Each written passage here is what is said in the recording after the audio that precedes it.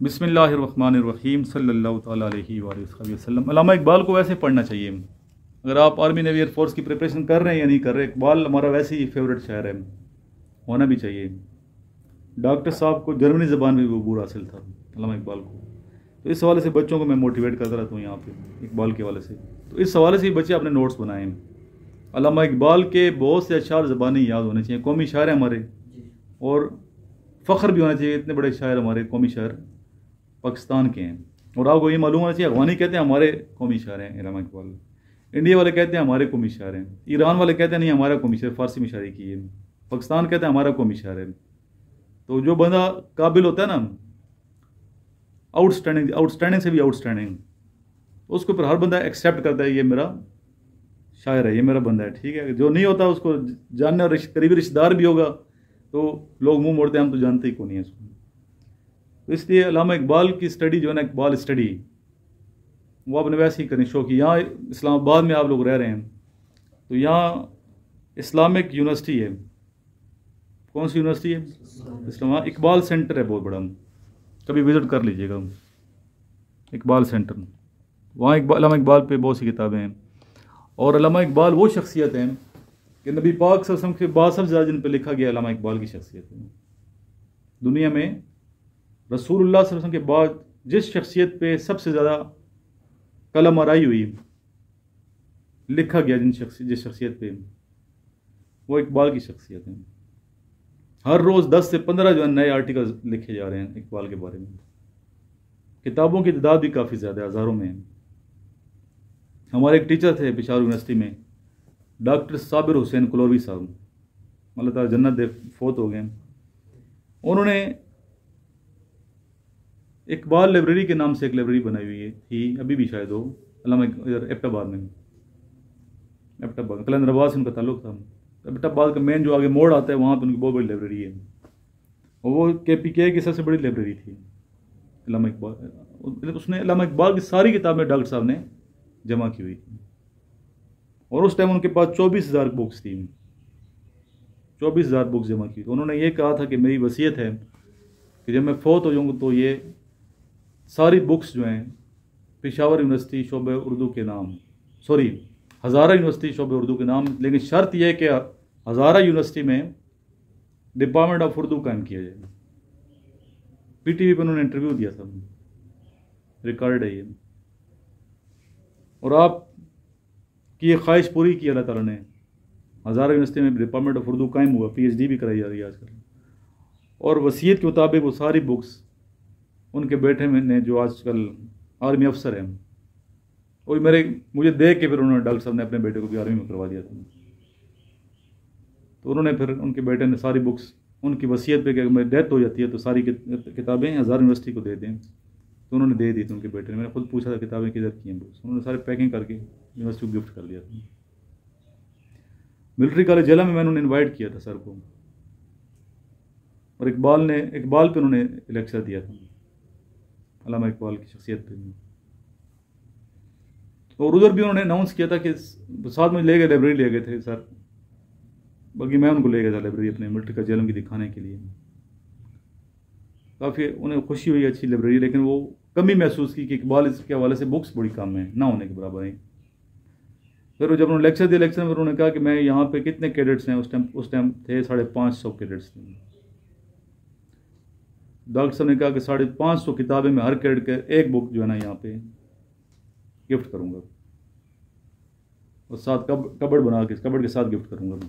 बहुत बड़ी शख्सियत है डॉक्टर साहब कुलौरी साहब।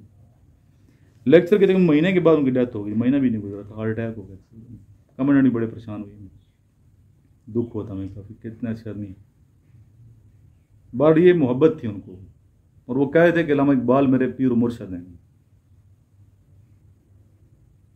हम तो फॉलोअर हैं अल्लामा इकबाल के। तो इकबाल के वाले से आपको डेली ना इकबाल की ये गज़ल जो है वैसी स्टडी करनी चाहिए, एक नज़म या गज़ल हो। ये भी बात जहन में रखिए कि अल्लामा इकबाल उर्दू के वो वाहिद शायर हैं, अल्लामा इकबाल उर्दू के वो वाहिद शायर हैं जो नज़म और गज़ल दोनों में रवां दवा हैं। कोई शायर नज़म लिखते हैं, गज़ल नहीं लिख पाते सही। गज़ल वाला बंदा जो है नज़म नहीं लिख सकता, लेकिन अल्लामा इकबाल को ये मलका हासिल है कि गज़ल पढ़ते हैं ऐसा लगते हैं गज़ल के शायर हैं, गज़ल आउटस्टैंडिंग है। नज़म पढ़ते हैं इकबाल की, ऐसा लगता है कि आपकी नज़म जो है वो शायद लिखती नज़में है। देखना जवाबी शिकवा पढ़ लें, शिकवा पढ़ लें, ठीक है, इब्लीस की मजलिस शूरा पढ़ लें, आप देख लें, और मगाने जाज की नज़में पढ़ लें, फितरत के हवाले से बच्चों के लिहाज से जो नज़में लिखी हैं वो आप स्टडी कर लें, कितनी अच्छी आउटस्टैंडिंग किस्म की नज़में लिखी हैं। तो इसलिए इकबाल के हवाले से आपने नोट्स तैयार करने बनाने हैं। फ़लसफ़े खुदी पे आपको 50 शेर मैंने लिखवाए थे पहले, याद है? वो आप याद करें, अगर नहीं याद तो वो वीडियो देख लीजिएगा, इकबाल के शेर हैं। तो आज हम इकबाल के अक्ल व इश्क पे आपको शेर लिखवाएंगे। अक्ल और इश्क, एक है अक्ल, एक है इश्क।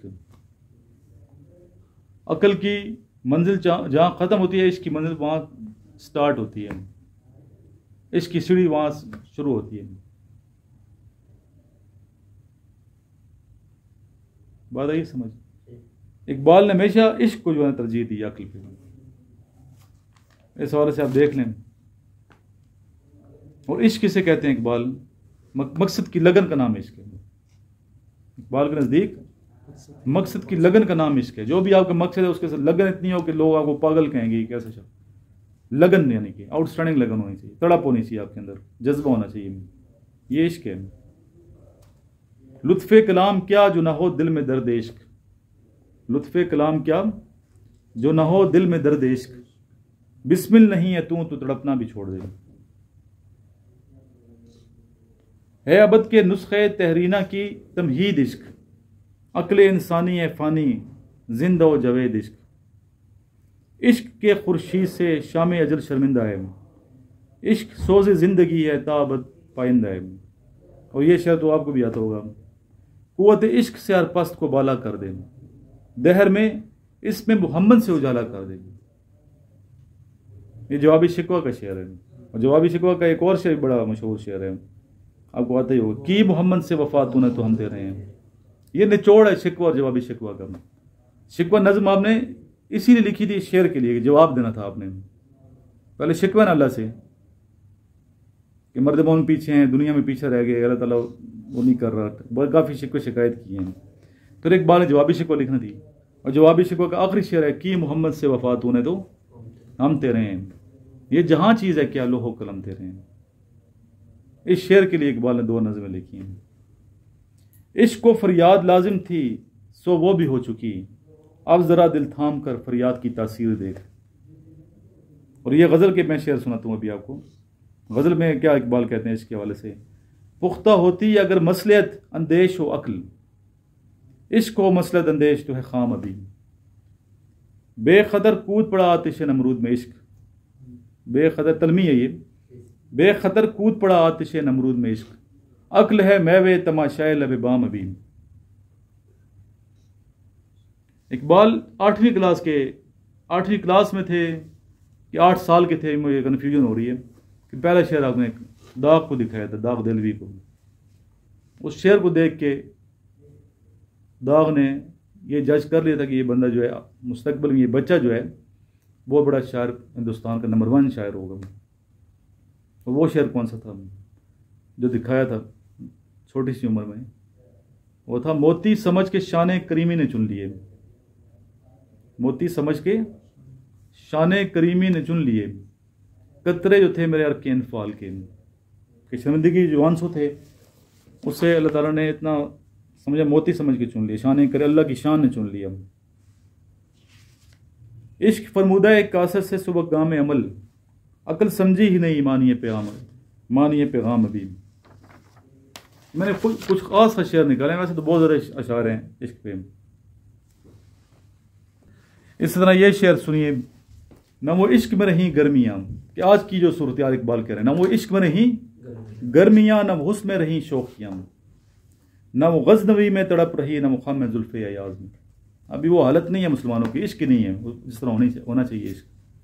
अकल को तनकीद से फुर्सत नहीं, अकल तो तनकीद करती है, अकल तो कीड़े निकालती है, ये खामी है, ये खामी है, ये खामी, ये इसमें अच्छा ये बुराई है, तनकीद करती है।